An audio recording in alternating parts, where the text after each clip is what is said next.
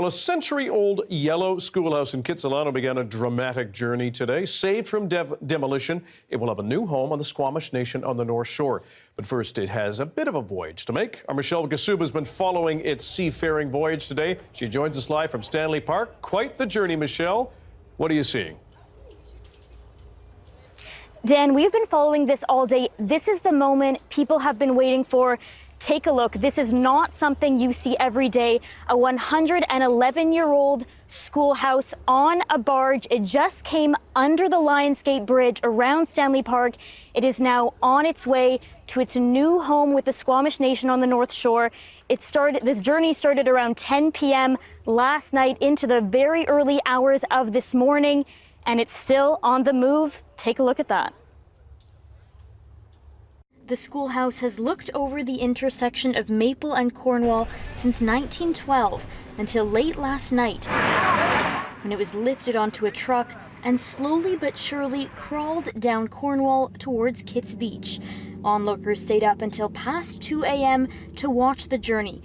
The school so close to the sidewalk you could reach out and touch it. At the highest tide, the schoolhouse was then moved onto a barge. It sat there for most of today in English Bay.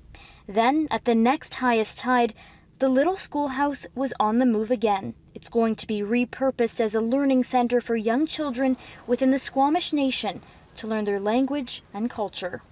And I can't think of a higher, better use for a beautiful 110-year-old building that's been used by generations of children here in Kitsilano, and with some good upgrades, and which were all planned out. Generations of young children now to continue to use the building for a new purpose and for new dreams and new experiences.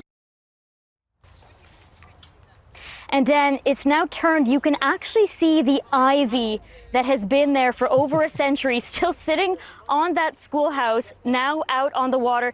As we said, it just whipped around quite suddenly, moving pretty fast actually, under the Lionsgate Bridge. Now it's going to head to an industrial area in the North Shore. Eventually it will be moved. It's set to open in October as a hub for children. As you can see, quite a crowd has gathered here. There's photographers that have been following this all day, like us, waiting for this exact moment. And then some lucky people who just happened to be walking and biking by and caught that magic moment. Have never seen anything like that, Dan. I don't think a lot of people have. Michelle Ghoussoub, timing was perfect. Nicely done. Reporting live from Stanley Park.